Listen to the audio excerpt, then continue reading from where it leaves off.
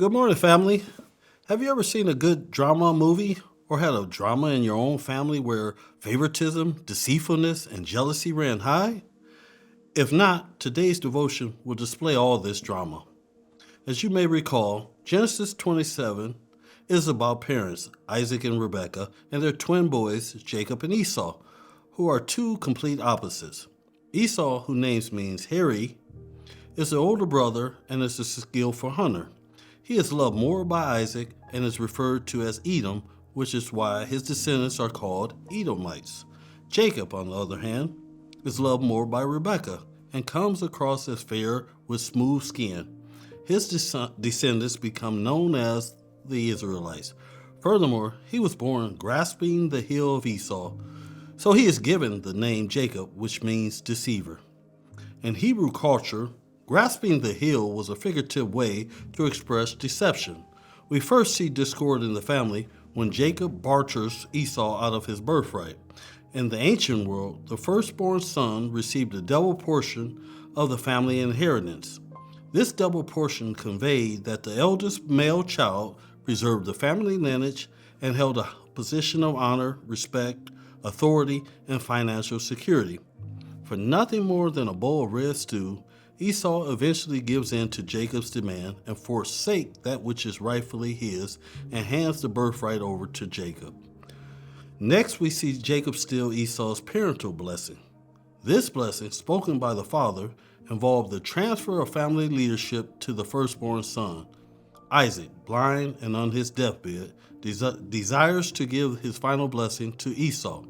However, Rebekah wanted Jacob to receive it and encouraged him to deceive Isaac by posing as Esau and eventually stealing his father's blessing. Verses 5 to 10. Esau responds to this deception by promising to murder Jacob, who then flees for his life to Haran.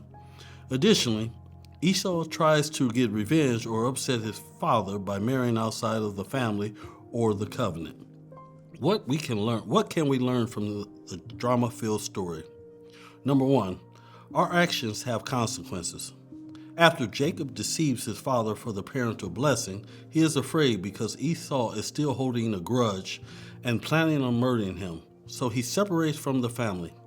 While fleeing for his life for 20 years to the place of unfamiliarity, we see Jacob leave the comfort of his home and the riches of his father. Whatever Jacob had hoped for through stealing the birthright turns out to be not what it was cracked up to be. Number two, what you sow is what you reap. Galatians 6 and 7, quote, "Do not be deceived. God is not mocked, for you reap whatever you sow." Jacob's deceptive actions came back to haunt him in the form of his uncle Laban, who was an even greater deceiver than him. He deceived Jacob by giving him Leah in marriage instead of Rachel and forcing him to work 14 years instead of the previously agreed upon 7 years before eventually giving Rachel to him in marriage. Also, Laban cheated Jacob out of wages by changing his salary 10 times.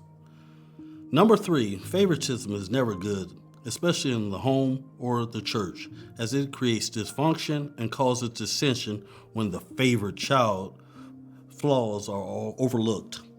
Let's make every effort to keep the unity of the Spirit through the bond of peace, Ephesians 4 and 3. In closing, we must remember, when we seek our own way instead of God's way, we pay a high price. Although Jacob learned the hard way, we must remember all things work together, Romans 8:28, as he may not have gotten close to God had he not been fearing for his life. Jacob tussled with Esau, Laban, and God himself.